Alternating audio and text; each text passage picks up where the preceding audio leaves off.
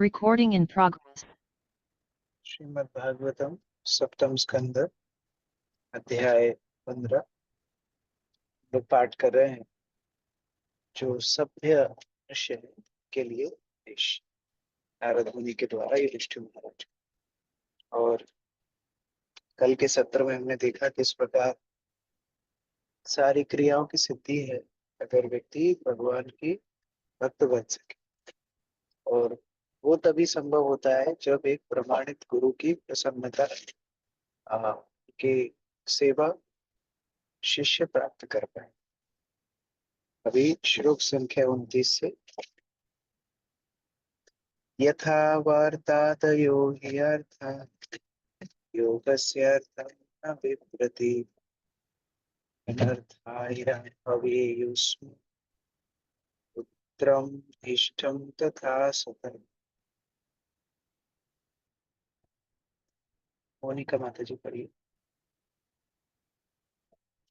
जिस प्रकार व्यवसायिक कार्यकलाप या व्यापार के लाभ किसी की आध्यात्मिक उन्नति में सहायक नहीं बन सकते, अपितु वे भौतिक बंधन के कारण बन जाते हैं, उसी प्रकार वैदिक कर्मकांड ऐसे किसी व्यक्ति की सहायता नहीं कर सकते जो पूर्ण पुरुषोत्तम भगवान का भक्त नहीं। हरे कृष्ण।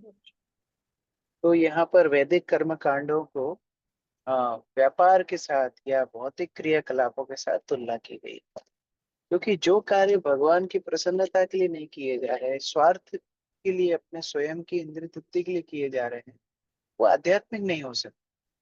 तो बाहर से देखने पर हो सकता है हमको लगे कि सारी क्रिया एक जैसी तो है, लेकिन वास्तव में चेतना के फर्क से फल भेद हो जाता है।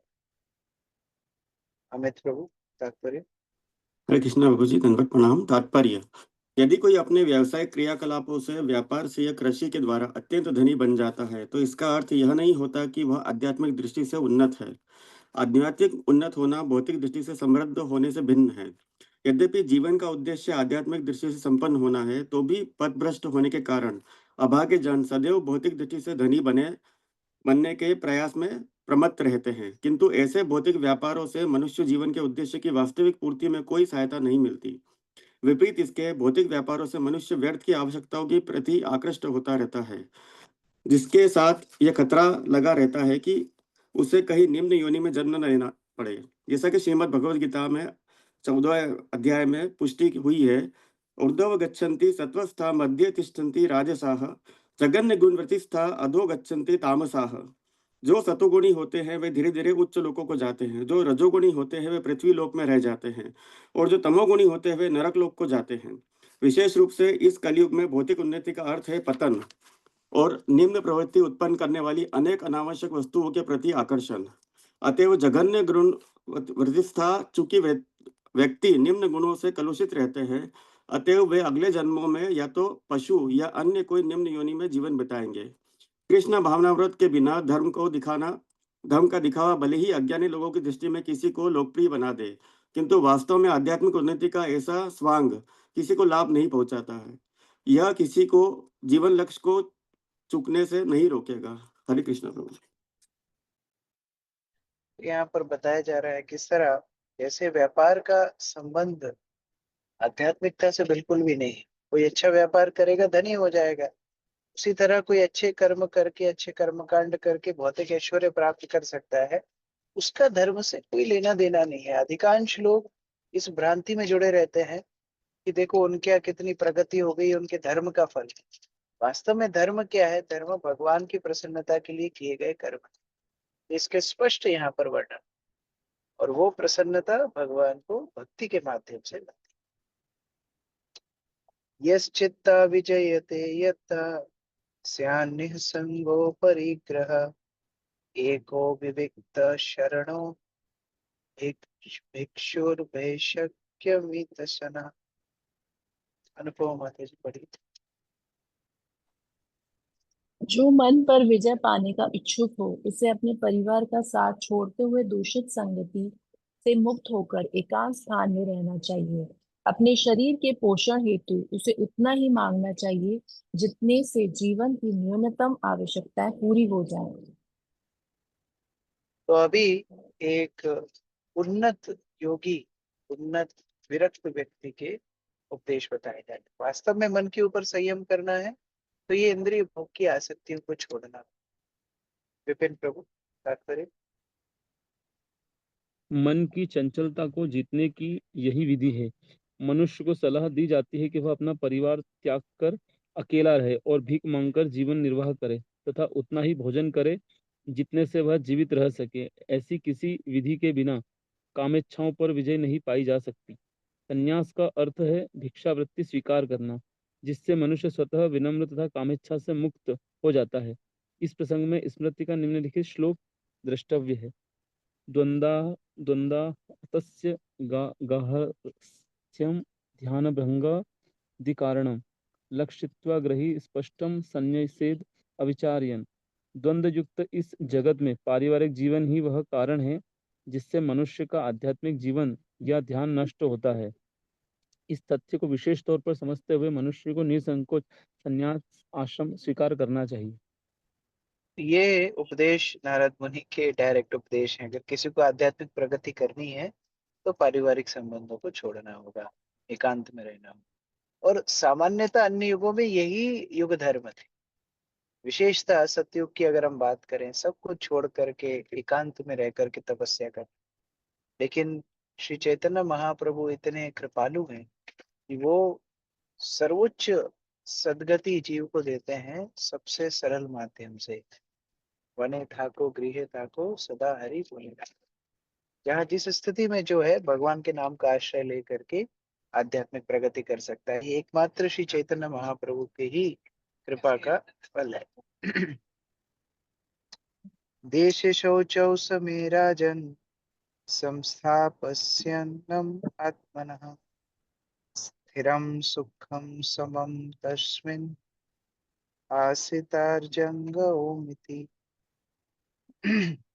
हंसराज। हे राजन, योग संपन्न करने हेतु किसी पवित्र तथा पुण्य तीर्थ स्थल में किसी एक स्थान को चुने। यह स्थान समतल हो, ना तो अधिक ऊंचा हो और ना नीचा। तब वहां सुखपूर्वक स्थित तथा समभाव में बैठकर शरीर को सीधा रखकर वैदिक प्राणाओं का उच्चारण प्रारंभ करें। हरे कृष्णा प्रभु जी, दंडवत प्रणाम। तो ये उपदेश भगवत गीता में भी आते हैं। ध्यान करने के लिए एक उचित आसन, उचित स्थान भी चाहिए। आप चौराहे पर बैठ करके ध्यान नहीं कर सकते। जहाँ बहुत लोग प्रजल्प कर रहे हैं वहां पर बैठ के ध्यान नहीं कर सकते। तो ध्यान यद्यपि हमारा मार्ग नहीं है, लेकिन इसी को हम अपनी साधना से जोड़ सकते हैं। हमारे जप से या भागवत पढ़ते हैं या जो भी साधना सेवा करते हैं, तो ऐसे उचित स्थान पर बैठ करके जहाँ अनुकूल वातावरण हो, ये उसका मुख्य प्रयोजन है। तात्पर्य अर्चना माता जी। तात्पर्य समानतया ओम जप की संस्तुति की जाती है, क्योंकि प्रारंभ में पुरुषोत्तम भगवान को समझना कठिन होता है। जैसा कि श्रीमद् भागवतम में कहा गया है, वदंती तत्त्वविदस्तत्त्वं यज्ञानम मद्वयम ब्रह्मेति परमात्मेति भगवान इति शब्दते। विद्वान अध्यात्मवादी जो परम सत्य से परिचित हैं, वे इस अद्वैत तत्व को ब्रह्म, परमात्मा या श्री भगवान कहकर पुकारते हैं। जब तक कोई पूर्ण पुरुषोत्तम भगवान के विषय में पूर्णतः आश्वस्त नहीं हो जाता, तब तक उसके अपने हृदय के अंदर परमात्मा को ढूंढते हुए निर्विशेष योगी बनने की प्रवृत्ति रहती है। ध्यानावस्थित तद्गतेन मनसा पश्यन्ति यम योगिना। यहाँ पर ओंकार के जप की संस्तुति की गई है, क्योंकि दिव्य अनुभूति के प्रारंभ में हरे कृष्ण महामंत्र का जप न करके मनुष्य ओंकार प्रणव का जप कर सकता है। हरे कृष्ण महामंत्र तथा ओंकार में कोई अंतर नहीं है, क्योंकि दोनों ही पूर्ण पुरुषोत्तम भगवान की ध्वनि अभिव्यक्तियां हैं। प्रणव सर्व वेदेषु, समस्त वैदिक साहित्य में ओंकार ध्वनि ही शुभारंभ है। ओम नमो भगवते वासुदेवाय। ओंकार के जप तथा हरे कृष्ण मंत्र के जप में यही अंतर है कि हरे कृष्ण मंत्र का जप स्थान या आसन का विचार किए बिना किया जाता है, जिसकी संस्तुति श्रीमद् भगवद गीता में की गई है। शुचौ देशे प्रतिष्ठाप्य स्थिर मासन मात्मनः नात्युश्रितम नाति नीचम चैलाजिन कुशोत्तरम। योगाभ्यास हेतु मनुष्य को एकांत स्थान में जाना चाहिए और भूमि पर कुश घास बिछाकर उसके ऊपर मृग चर्म तथा कोमल कपड़ा रखना चाहिए। आसन तो अधिक ऊंचा हो न अधिक नीचा, इसे पवित्र स्थान में होना चाहिए। हरे कृष्ण मंत्र को कोई भी व्यक्ति स्थान या आसन का विचार किए बिना जप सकता है। श्री चैतन्य महाप्रभु ने स्पष्ट कहा है, नियमितः स्मरणे न कालः। हरे कृष्ण महामंत्र का जप करने हेतु आसन के विषय में कोई विशिष्ट आदेश नहीं है। नियमितः स्मरणे न कालः नामक आदेश में देश, काल तथा पात्र सभी समाविष्ट हैं। अतएव कोई भी व्यक्ति देश तथा काल का ध्यान रखे बिना हरे कृष्ण मंत्र का जप कर सकता है। विशेषतया इस कलयुग में श्रीमद् भगवत गीता द्वारा संस्तुत उपयुक्त स्थान ढूंढ पाना कठिन है, किंतु हरे कृष्ण मंत्र का जप किसी भी स्थान में और किसी भी समय किया जा सकता है और इससे तुरंत ही फल मिलता है। फिर भी हरे कृष्ण मंत्र का जप करते हुए विधि विधानों का पालन किया जा सकता है। अतः जप के समय शरीर को सीधा रखा जाए, जप को सहायता मिलेगी, अन्यथा उसे नींद आ सकती है। हरे कृष्ण। इस प्रकार भगवान के जो नाम भी हैं वो भी 3 रूपों को पहुंचाने वाले। जैसे हम जानते हैं कि भगवान के 3 रूपों में भक्त उनका अनुभव करते हैं या उपासक उनके अनुभव करते हैं। सबसे पहला ब्रह्मन अर्थात भक्त का निराकार। ये निराकार रूप का ध्यान कैसे होता है? ओमकार से। ओमकार भगवान के निराकार रूप को संबोधित करता है। तो जो ब्रह्मवादी होते हैं सामान्यतः ओम के ऊपर अपना ध्यान केंद्रित। उसके बाद परमात्मावादी अर्थात भगवान को हृदय में देखने का प्रयास करते हैं। वो ओम से शुरू होने वाले वैदिक मंत्रों का सहारा लेते हैं। सामान्यतः गायत्री मंत्रों का सहारा लेते हैं। कई प्रकार की गायत्री जिसमें ब्रह्म गायत्री इत्यादि मंत्रों का उच्चारण करके भगवान का हृदय में ध्यान करने का प्रयास करते हैं परमात्मा। और उससे श्रेष्ठ है भक्त भगवान के नाम का आश्रय। ये नाम भगवान का पूर्ण पुरुषोत्तम स्वरूप का रूप है, शब्द रूप। इसीलिए श्रील प्रभुपाद तात्पर्य बोल रहे हैं, यद्यपि ओमकार और भगवान के नाम में कोई अंतर नहीं है, जिस तरह भगवान की शक्ति और भगवान के अंदर कोई अंतर नहीं, लेकिन फिर भी भगवान का नाम एक तो भगवान के पूर्ण पुरुषोत्तम रूप के साथ हमें संपर्क में ला देता है, और दूसरा उसको जप करने के लिए इस तरह के नियम नहीं होते जैसी पाबंदियां यहाँ पर बताई जा रही। इसलिए श्री चैतन्य महाप्रभु प्रार्थना करते, नाम नाम अकारी बहुधा निज सर्वशक्ति तत्रार्पिता नियमित स्मरणे नखा एतादृशी तव कृपा भगवन् दुर्दैव मित्रशम जनिना अनुग्रह। हे भगवान, आपके अनंत अनंत नाम है और सारे नामों में आपने सारी शक्तियां अपनी समाहित कर दी, और ऐसे नामों को जप करने के लिए ना तो कोई नियम, ना कोई काल की प्रतिबंधता, कोई स्थिति, किसी का विचार आप नहीं करते। उसके बाद भी ये मेरा दुर्भाग्य है कि मेरे ऐसे नामों के प्रति रुचि नहीं। इसलिए श्रील प्रभुपाद बता रहे हैं कि नाम कितना श्रेष्ठ है कि उसमें कोई देश काल पात्र इत्यादि की पाबंदी नहीं। प्राणपानौ सन्निरुन्ध्यात् पुरा करे यावन्मनस्त्यजेत् कामान् स्वनासर्ग निरीक्षणम् यतो यतो निःसरति मनः कामाहतं भ्रमत् ततः ततः उपहृत्य हृदि शनैर्बुधः। अदिति माधुरी।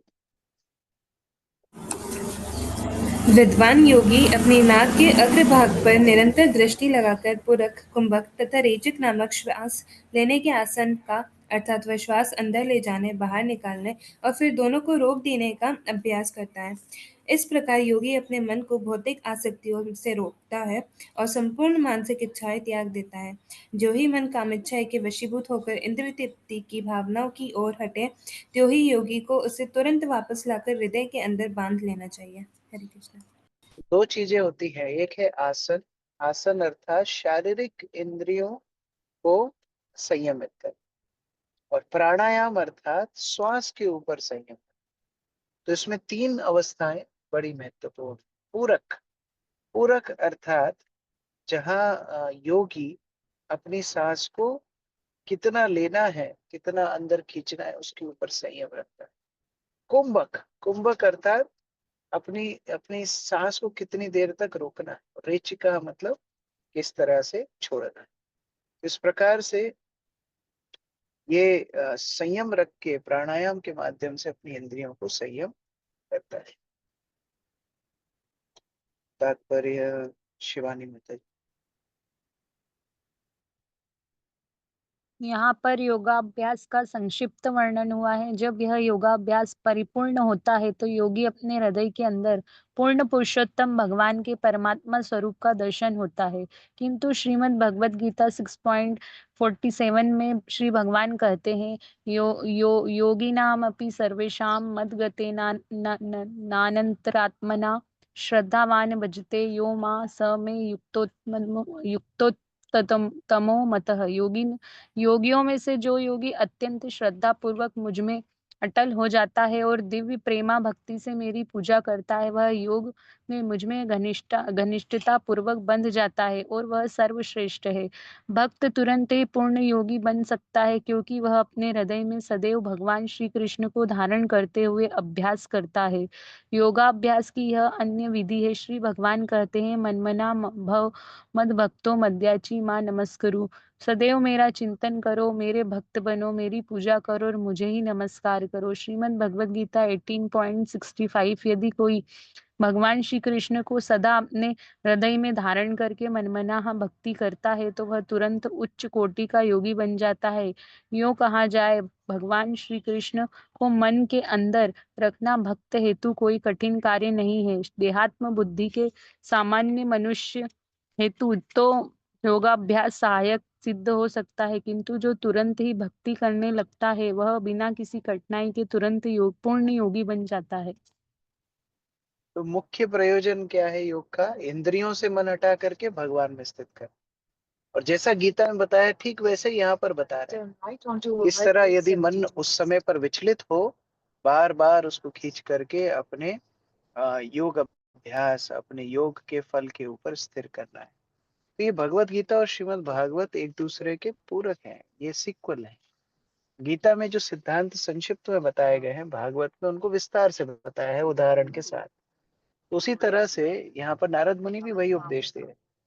मन अगर भटकता है, पुनः उसको खींच करके वापस लाना। लेकिन श्रील प्रभुपाद और सरल विधि बता रहे हैं। और सरल विधि क्या है? भगवान के ऊपर मन को अगर स्थित कर लिया जाए तो विषयों के ऊपर मन जाएगा ही। इसलिए भक्त प्रयास ये करता है हर स्थिति में वो भगवान से चिंतन कर सके, भगवान से अपने आप की चेतना को जोड़ सके।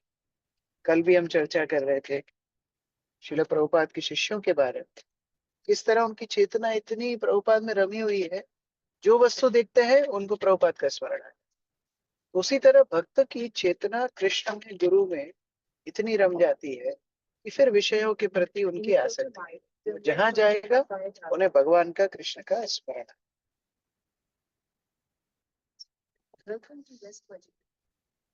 एवं अभ्यस्य तस्चितम कालेनापि यशायतः अनिष्टं तस्य निर्वाणं यति अनिंधन वैवाहिक। प्रमोदानंद प्रभु जी।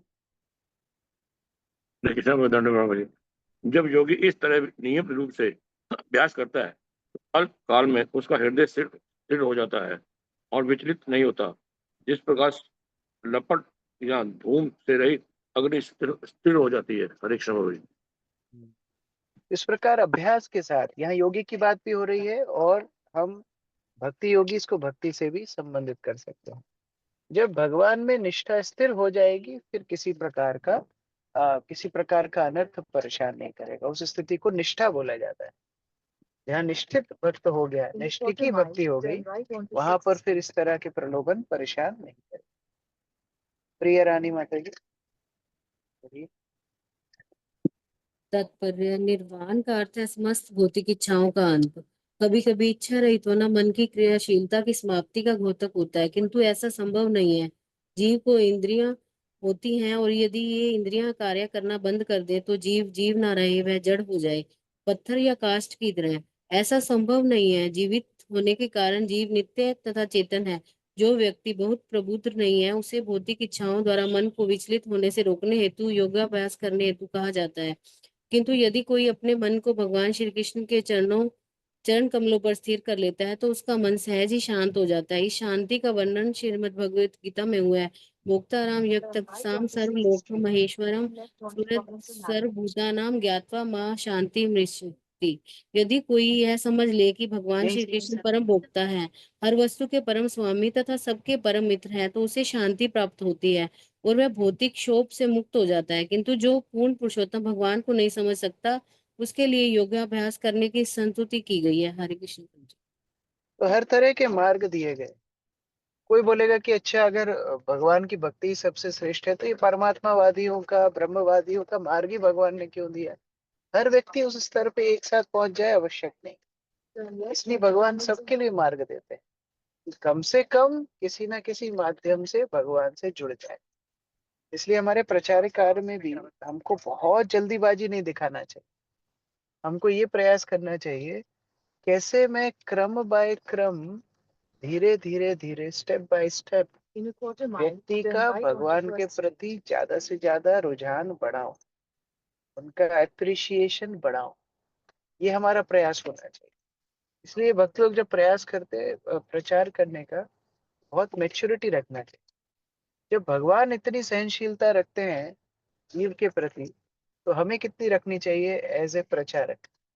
इसलिए बहुत विस्तृत ये प्रचार का कार्य है, जिसमें हम देखें कि व्यक्ति भगवान के प्रति ईर्ष्या भाव को कम करे, ना कि हमारे प्रचार के कारण उसकी और ईर्ष्या बढ़ जाए।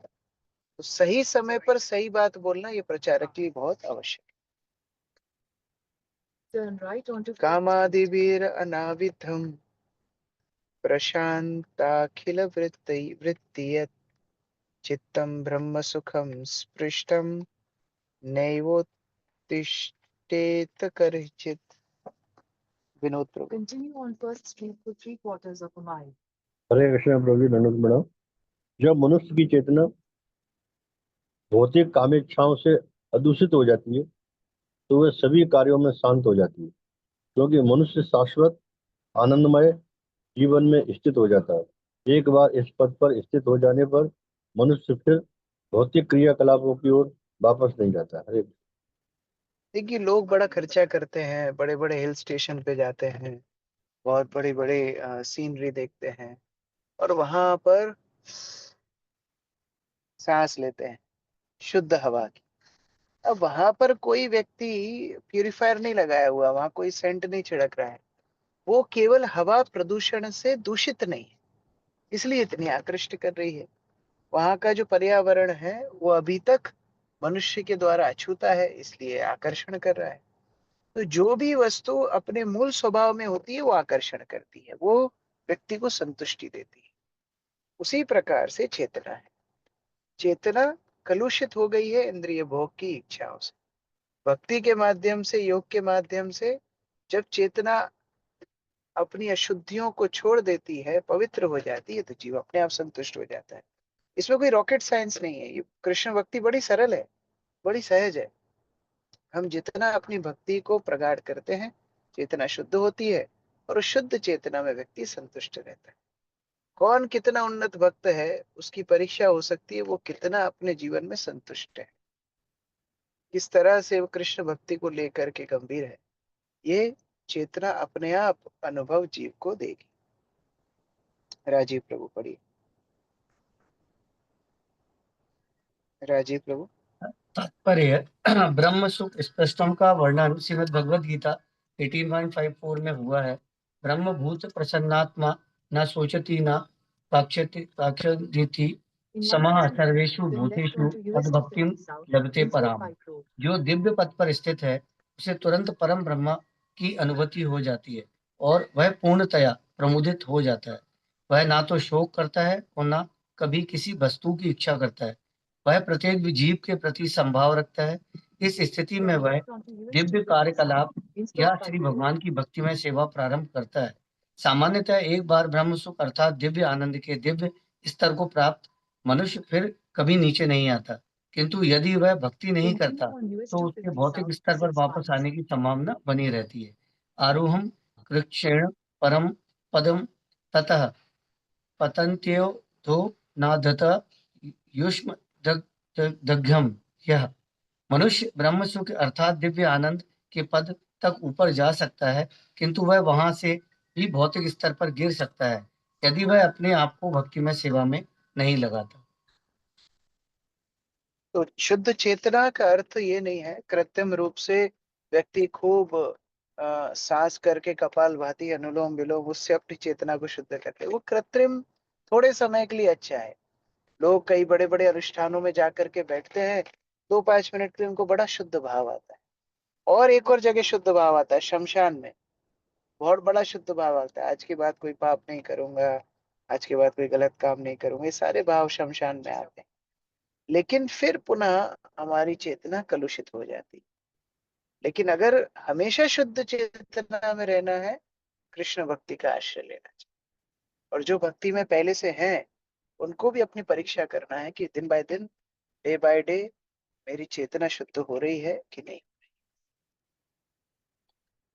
यह प्रवृज्य गृहात् पूर्वं त्रिवर्गापपनात् पुनः यदि सेवेत तान् भिक्षु सा वै वान्तासि अपत्रपः। आशा माता जी। जो संन्यास आश्रम स्वीकार करता है वह धर्म, अर्थ तथा काम इन 3 भौतिकवादी क्रियाकलापों के सिद्धांतों को छोड़ देता है, जिससे मनुष्य गृहस्थ जीवन में लिप्त रहता है। जो व्यक्ति पहले संन्यास स्वीकार करता है किंतु उसके पश्चात ऐसे भौतिकवादी क्रियाओं में लौट आता है, वह वांताशी अर्थात अपने ही वमन को ग्रहण करने वाला कहलाता है। निसंदेह वह निर्लज व्यक्ति है। तो संन्यास का अर्थ है अपनी इंद्रिय भोग की वासनाओं को छोड़। सर्वश्रेष्ठ स्थिति वर्णाश्रम में संन्यास को माना, लेकिन उस संन्यास को ग्रहण करके फिर पुनः संन्यास छोड़ करके भौतिक जीवन में आना, एक तरह से ऐसा है जैसे किसी ने उल्टी करके फिर उस उल्टी का पान कर लिया हो। कितना घृणास्पद। लेकिन हमारे आचार्यों की करुणा देखिए, उनका ब्रॉड माइंडेडनेस देखिए कि श्रील प्रभुपाद ऐसे सन्यासी जिन्होंने सन्यास ग्रहण करने के बाद फिर सन्यास छोड़ दिया, फिर विवाह कर लिया, उनको भी प्रभुपाद बोलते हैं को जो कुछ भी हो इस्कॉन में रहो, भगवान की सेवा करो, ये सबसे ज्यादा महत्वपूर्ण है। तुम्हारे बाह्य स्थिति ज्यादा महत्वपूर्ण नहीं है। No matter whatever happens, never leave ISKCON, हमेशा भगवान के आश्रय में रहो, भगवान की सेवा करो, ये मुख्य बात है। भक्ति मुख्य धन है। तो इतनी हमारे आचार्यों की निष्ठा भक्ति पद पर है। तात्पर्य है अनिकेत प्रभु।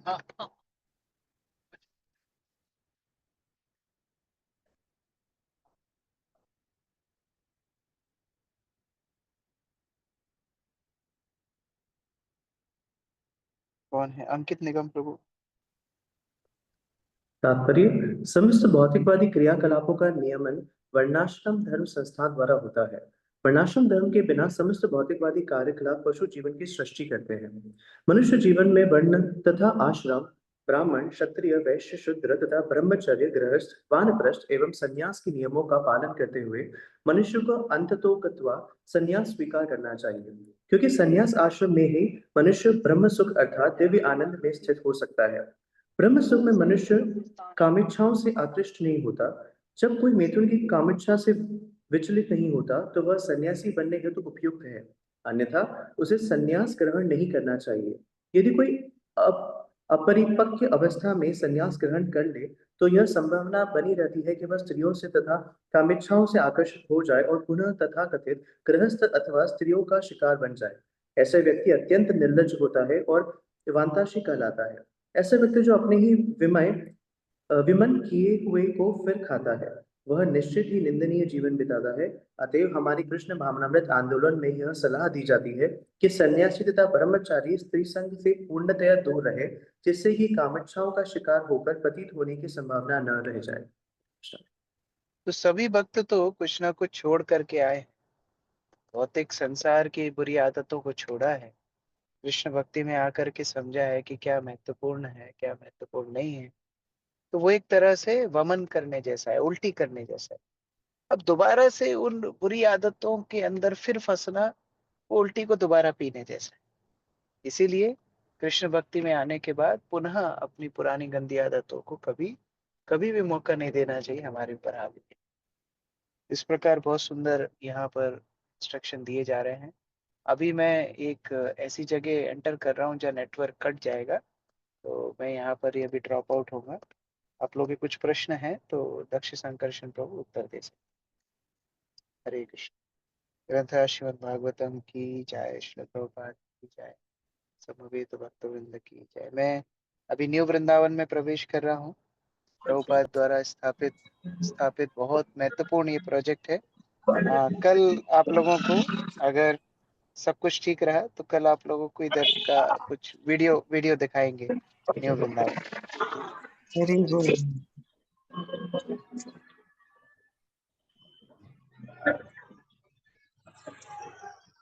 इसका कोई प्रश्न है?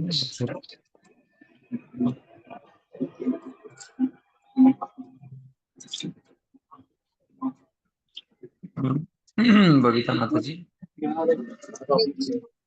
प्रणाम प्रभु जी। ये कैसे पता लगेगा कि अपनी चेतना शुद्ध हो रही है भगवान के उससे कृपा से? एक्चुअली चेतना, जैसे फॉर एन एग्जाम्पल कि आपकी श्रद्धा, आपकी रुचि, आपकी भक्ति, आपकी समर्पण यदि डेली बेसिस में भगवान और भक्तों के प्रति बढ़ती है तो उससे पता चल जाएगा कि आपका चेतना अभी शुद्ध हो रही है। फॉर एन एग्जाम्पल, अभी और एग्जाम्पल गहराई में दे रहा हूँ। मान लीजिए आप 4 नियम से कोई नियम को तोड़ रहे हैं और एक प्रभु जी आपको करेक्शन दिए, तो करेक्शन को आप कैसे ले रहे हैं उससे पता चलेगा आपका चेतना क्या है। हाँ?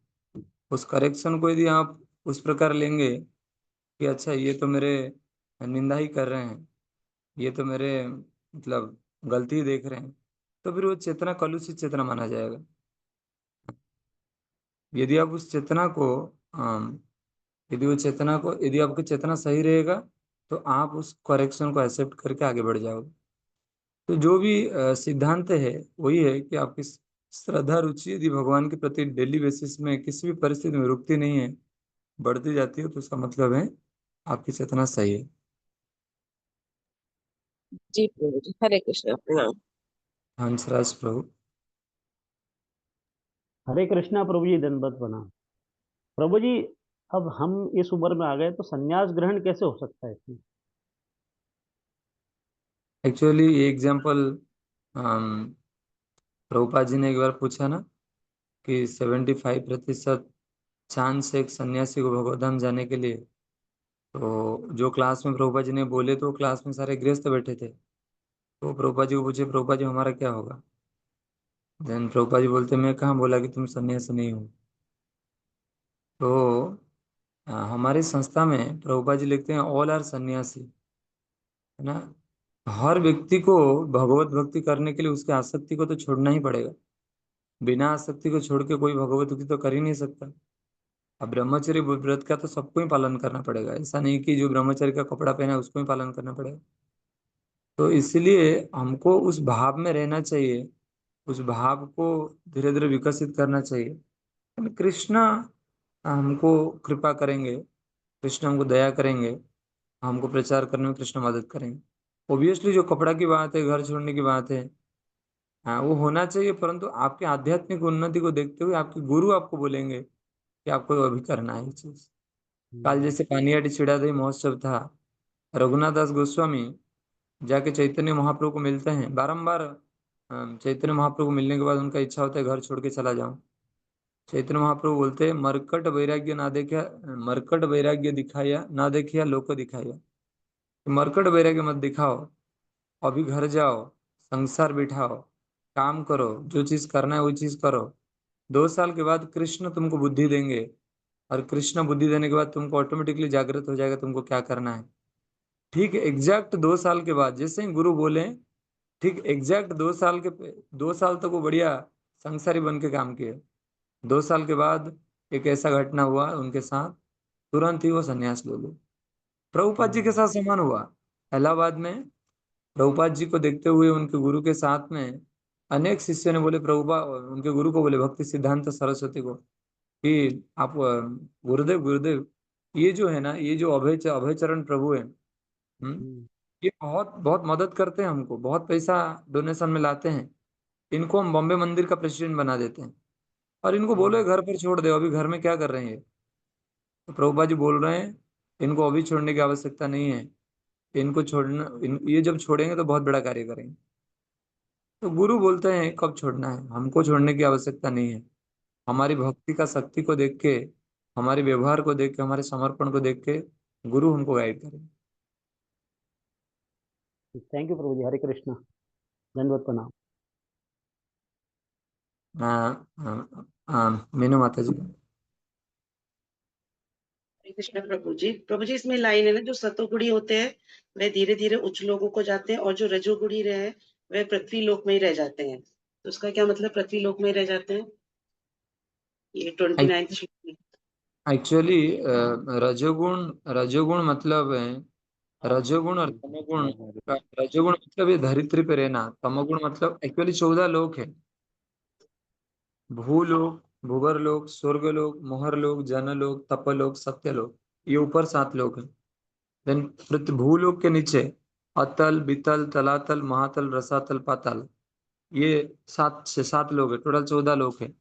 यदि आप रजोगुण में रहोगे तो आप अभी जहाँ पे हो वहीं पे रहोगे, यदि आप सत्वगुण में रहोगे तो आप ऊपर के लोक को जाओगे, है ना, स्वर्गलोक, महरलोक, जनलोक, तपलोक। यदि आप तमोगुण में रहोगे तो ऊर्ध्वम गच्छन्ति सत्वस्था, मध्य तिष्ठन्ति राजसा, जघन्य गुण वृत्तिस्था, अधो गच्छन्ति तामसा। तमोगुण के लोग जो हैं वो नीचे की तरफ चले जाएंगे, नीचे लोग को चले जाएंगे। तो नीचे लोग इस प्रकार है वर्णन। तो मतलब पृथ्वी लोक पर कुछ भी बनेंगे, मतलब वही रहेंगे, मतलब जो रजोगुणी है मतलब। पृथ्वी लोक रजोगुण का है, पृथ्वी लोक में रहना पड़ेगा। परंतु प्रभु जी। आपको रहना है क्या? नहीं नहीं, मैं तो पूछ रही थी प्रभु जी, पृथ्वी लोक का। यहाँ पे एवरीथिंग इज, ये पूरा जगत इस प्रकार बना हुआ है कि कोई सोल्यूशन नहीं है जगत में, कोई भी सोल्यूशन नहीं। इसीलिए आशा, आशा पास से फिरे, आशा बनाता है व्यक्ति, अलग अलग आशा बनाता है, और आशा के दौर चलते हुए व्यक्ति बहुत कुछ करने का प्रयास करता है, और माया फिर से उसको कष्ट देता है ना। वो एक सुखेर लागिया ए घर बांधिनु, आनले पड़िया जाए। सुख के लिए घर में बनाया, और अभी क्या हुआ, आग लग गया घर में। तो बहुत क्रिटिकल सिचुएशन है, ये जगत बहुत खतरनाक स्थान है। रीना माता जी। हरे कृष्णा प्रभु जी, दंडवत प्रणाम। प्रभु जी मैं पूछ रही थी कि माला तो मैं कर रही हूँ, जिसे ना अंदर से मतलब वो प्रेम नहीं उत्पन्न हो रहा और भाव नहीं उत्पन्न हो रहा, जैसे द्वेष नहीं जा रहा अंदर से, ऐसे फील होता है। तो उसका क्या करना चाहिए? एक्चुअली आपका सिम्टम बोल रहा है कि आपका द्वेष जा रहा है। अभी सामान्य तो जिसका द्वेष नहीं जा रहा होगा तो उसको लगेगा भी नहीं, ये ऐसा बीमारी है। हमने एक बीमारी का नाम अभी दिया है, एफी प्रेशर। जैसे ब्लड प्रेशर होता है ना, तो एक नया बीमारी आया है, उसका नाम है F E pressure, false ego pressure. F E pressure, false ego pressure. ये बीमारी बहुत खतरनाक है, और ये काम, क्रोध, लोभ, मद, मात्सर्य, ये बीमारी इतना जल्दी नहीं जाएगा। ये भगवान का अहेतु की भक्ति को बारंबार, करोड़ों जीवन हमने माया में बहुत समय दिया है, अब यदि भगवान को समय दे रहे हैं तो उसके लिए वेट करना पड़ेगा। धैर्य रखिए, भगवान पे विश्वास रखिए, सब कुछ ठीक होगा। और प्रभु जी मैं पूछ रही थी कि ये मतलब प्रमाणिक का क्या मतलब है प्रभु जी? जैसे कल प्रभु जी बोल रहे थे कि प्रमाणिक गुरु और प्रामाणिक गुरु है, अनर्थ। प्रामाणिक गुरु हैं जो कृष्ण को सच्चे भक्त, जो कृष्ण के सच्चे भक्त हैं, जो 4 परंपरा से दीक्षित होते हैं। 4 वैष्णव परंपरा है, ब्रह्म मध्य गौड़ीय परंपरा, श्री परंपरा, कुमार परंपरा, रुद्र परंपरा। ये 4 परंपरा में जो दीक्षित होते हैं वो शिष्य वो बनते हैं पहले। वही शिष्य जब गुरु को अच्छे से फॉलो करते हैं, देन उनमें से कोई एक शिष्य गुरु बनते हैं, तो उनको बोलते हैं प्रामाणिक गुरु, और उनको फॉलो करते हुए एक व्यक्ति भगवत धाम जा सकता है। अच्छा जी।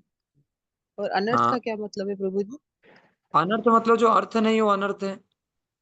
हाँ, काम काम क्रोध लोभ मोह मद मात्सर्य अनर्थ है। जिनका हमको जरूरत नहीं वो हमको परेशान करते हैं। जैसे पैसा ना रहने पर व्यक्ति परेशान हो जाता है ना, तो अनर्थ जब आते हैं लाइफ में वो पैसा नहीं रहने के बराबर होता है। अर्थ नहीं है। अच्छा अर्थ नहीं रहने पर व्यक्ति बहुत पागल हो जाता है। उसको दिखाई देता है दुनिया कैसा अलग दिख रहा है। तो अनर्थ आने पे वही होता है समस्या। अच्छा, थैंक यू प्रभु जी। आरती माता जी।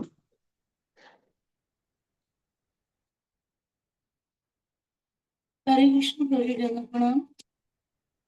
प्रभु हाँ, जी, ये कल पानी आटी था ना, तो वो जो रघुनाथ दास गोस्वामी है, तो वो षड गोस्वामी है कि कोई दूसरे हैं? हाँ, सड़क गोस्वामी है माता जी। अच्छा। और प्रभु जी, वो जो श्रीवास आचार्य, एक तो पंचतत्व में है, और एक वो हाँ, नरोत्तम दास ठाकुर के साथ तीन आचार्य थे, तो वो। वो देखिए देखिए, चैतन्य महाप्रभु के शिष्य हुए सड़क गोस्वामी। 6 शिष्य हुए। सनातन गोस्वामी, रूप गोस्वामी, जीव गोस्वामी, गोपाल भट्ट गोस्वामी, रघुनाथ दास गोस्वामी, रघुनाथ भट्ट गोस्वामी। नरोत्तम दास ठाकुर हुए लोकनाथ गोस्वामी, जो चैतन्य महाप्रभु का शिष्य नहीं है, परंतु चैतन्य महाप्रभु का परंपरा में है। तो लोकनाथ गोस्वामी का शिष्य हुए नरोत्तम दास ठाकुर। श्यामानंद पंडित हुए क्या हृदय चैतन्य के शिष्य। और श्रीनिवास आचार्य हुए गोपाल भट्ट गोस्वामी के शिष्य। वो तीनों मित्र हैं, है ना। वो अलग चीज है। वो एक उनके पीछे ये 6 सड़क गोस्वामी के बाद वो आए। ये सड़क गोस्वामी डायरेक्ट डायरेक्ट चैतन्य महाप्रभु के पार्षद है। जी। अच्छा प्रभु जी, अभी रजोगुण की बात हो रही थी, तो जैसे मतलब जो मंगल आरती की एक्टिविटीज, मॉर्निंग प्रोग्राम, सब कुछ अच्छा लगता है, पर जो एक्टिविटी है वो रजोगुणी है। मतलब वो कहते हैं ना, फास्ट मोड में हर चीज फटाफट हो जाना, तो वो तो रजोगुण हुआ ना प्रभु जी। नहीं, व्यक्ति। भक्ति, यदि कोई चीज भक्ति में हो तो वो कैसे रजोगुण कहा मतलब कहा जाएगा। भगवान को संतुष्ट विधान में कोई भी कुछ कार्य होता है वो गुण में नहीं आता। वो सत्वगुण में नहीं होता, रजोगुण में नहीं होता, तमोगुण में नहीं होता। और प्रभुपाद जी किसके ऊपर गुस्सा हो गए हैं, तो आप उसको क्या बोलोगे, ये रजोगुणी है क्या? जी। तो नहीं, जैसे अभी हम पर्सनल एक्टिविटी को लेकर जैसे होता है कि जल्दी से बहुत तीव्र होता है कि ये काम बहुत फास्ट मोड पे हो जाए, जल्दी जल्दी हो जाए, तो वो रजोगुणी है ना प्रभु जी। आपको चेक करना पड़ेगा वो कार्य कृष्ण को प्रसन्न कर रहा है कि नहीं। यदि नहीं कर रहा है तो फिर वो गुण का अंदर है। तो फिर जी। आपको करना पड़ेगा ये रजोगुण है, तमोगुण है, सत्वगुण है। परंतु यदि कृष्ण के लिए कर रहे हैं तो फिर इतना सोचने की जरूरत नहीं है कि क्या हो रहा है क्या नहीं हो रहा है। नहीं तो व्यक्ति इसी पे सोचते रहेगा, क्या तमोगुण में हूँ, रजोगुण में हूँ, सत्वगुण में हूँ, दिन भर कितना गुण में रहेगा वो। वो गुण ही चेंज करता रहेगा। जी। अच्छा आपको प्रभु जी, ऐसे रजोगुण से बाहर कैसे आए, क्या करना होगा? Everything is happening. अभी जो हम गुरु के बारे में पढ़ रहे हैं, सारा समस्या का समाधान है गुरु के चरण में समर्पित होना, गुरु के वाक्य को फॉलो करना। और धीरे धीरे जैसे हम गुरु को फॉलो करेंगे, everything will be settle down, है ना। यथा तरुर्मूल निषेचन तृत्यंति तत्स्कंद भुजोपशाखा प्राणोपहरस्य यथेन्द्रियाणाम। कि जिस प्रकार कोई पेड़ के जड़ में पानी डालने से पूरा पेड़ हरा भरा हो जाता है, उसी प्रकार गुरु को और कृष्ण को समर्पित होने से व्यक्ति का जीवन का सारा दुख दूर होता है। परंतु यस, एक दिन में नहीं होगा। एक दिन में कोई स्टूडेंट टीचर नहीं बना है। एक दिन में कोई बीज पेड़ नहीं बना है। एक दिन में कोई भक्त, एक साधक शुद्ध भक्त नहीं बना है। शुद्ध भक्ति का प्रोसेस को हम प्रैक्टिस कर रहे हैं। अभ्यास करिए, विश्वास रखिए, धैर्य बना कर रखिए, समर्पण भाव को बना कर रखिए। कृष्ण मिलेंगे, कृष्ण आपको जरूर मिलेंगे। जी। प्रभु जी, जैसे इस्कॉन में बोलते हैं ना कि वो आईडीसी कोर्स कराते हैं कि आपको जब तक अंदर से रियलाइज नहीं हो तब तक गुरु महाराज नहीं सेलेक्ट करने हैं। तो प्रभु जी, एक तरह से हम गुरु महाराज को टेस्ट कर रहे हैं, तो ये क्या उचित है? हाँ, हाँ, हाँ। तो फिर मतलब स्टार्टिंग में कुछ सजेशन थे, फिर हमने उसको इग्नोर करके दूसरे तरफ प्रयास किया, फिर उनसे भी थोड़े टाइम बाद बहुत ज़्यादा ऐसा हार्ट की कनेक्शन नहीं लगा, फिर किसी थर्ड पर्सन से हुआ, फिर उसके बाद लगा कि नहीं नहीं, ये तो ऐसा नहीं है, जो फर्स्ट पर्सन बताए थे वो ही बेस्ट है। तो प्रभु जी, ये सब एक्टिविटी मतलब ये कहीं अपराध तो नहीं हो रहे हैं नहीं, फिर? अपराध नहीं हो रहा है, अपराध नहीं हो रहा है, अपराध नहीं हो रहा है। मैं ऑलरेडी 6 समय जब दीक्षा लिया था, 6-7 गुरुओं का लेक्चर सुना था। तो गाइडेंस मिला। पर इसमें टॉपिक में मैं पर्सनल डिस्कशन करूंगा। कई बार लोग गुरु को लेकर डिमोटिवेट हो जाते हैं, परंतु गुरु तत्व तो एक ही है। बड़ा विस्तृत टॉपिक है। मैं आपसे फिर बात करूंगा इस टॉपिक को लेकर। जी मधुसूदन प्रभु जी बताइए, बहुत कंफ्यूजन है इस पे, प्लीज प्रभु जी बताइएगा। बात करें। जी अक्रूर प्रभु धन्यवाद प्रणाम। हरे कृष्णा प्रभु जी, धन्यवाद प्रणाम। प्रभु जी आवाज आ रहा है मेरा?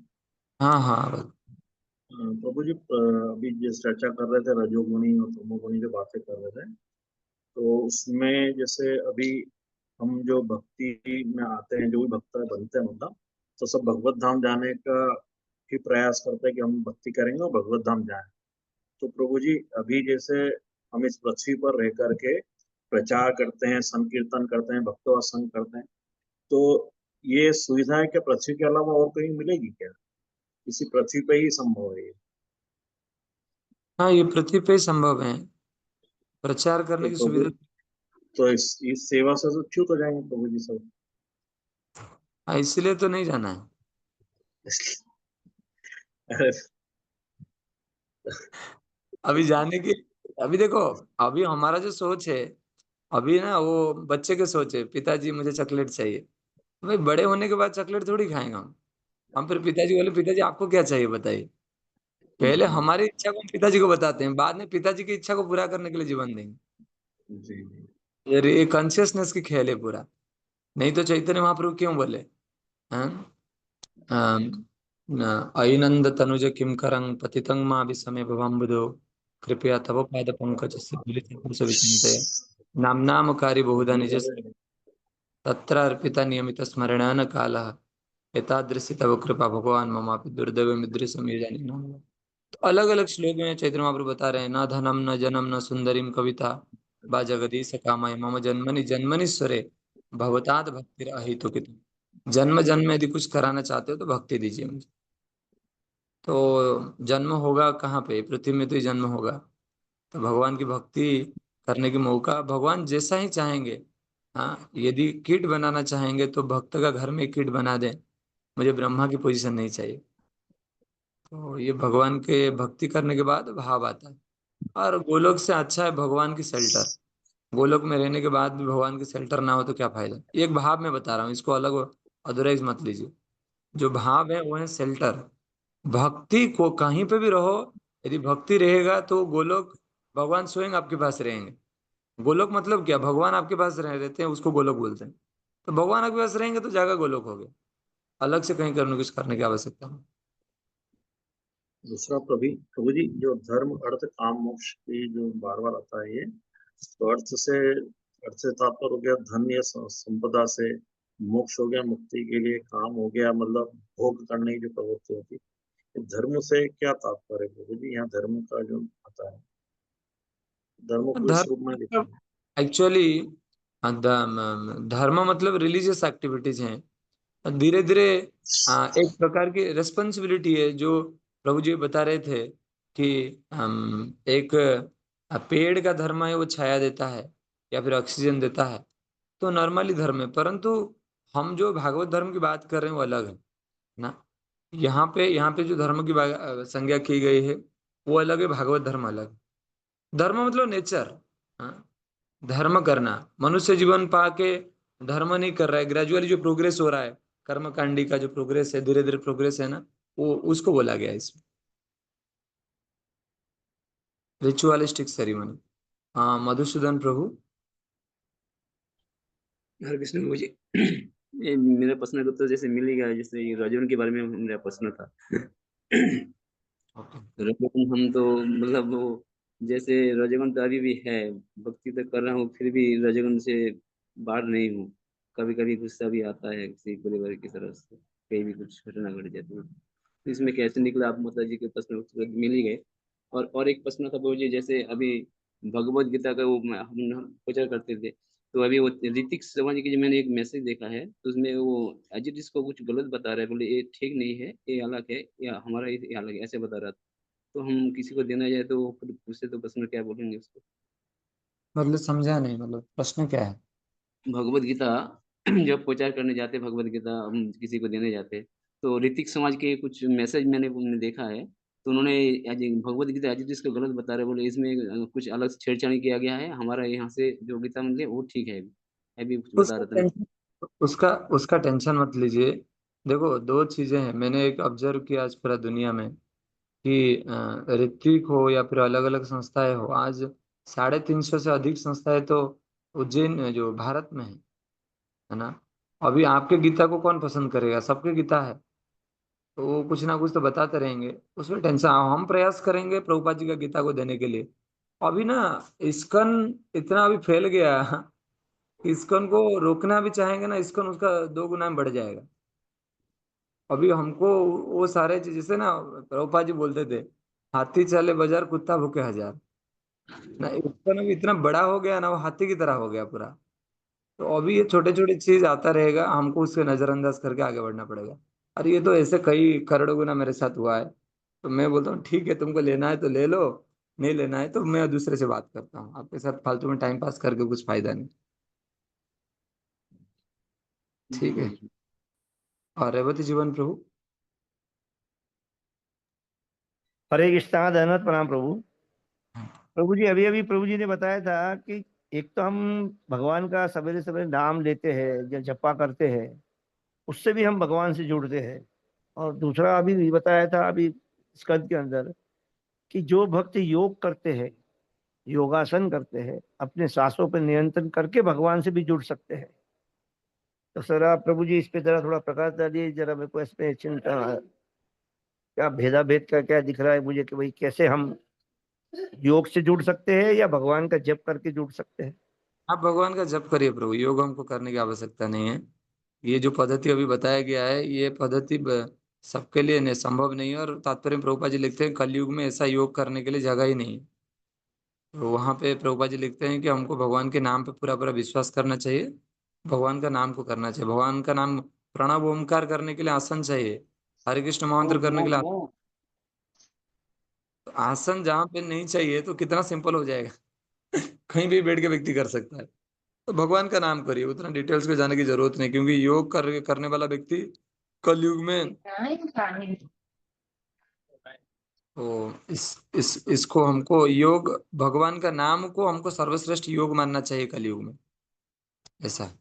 यस प्रभु, वो भी बहुत जानता हूँ, लेकिन फिर भी क्या है प्रभु जी, अभी बाजार के अंदर ऐसी योगासन के क्लासेस खुले हैं कि आप आइए, योग कीजिए और अपना वजन भी कम कीजिए और भगवान से भी जुड़िए। मैं बोला वाह, ये भी बहुत शॉर्टकट अच्छा है।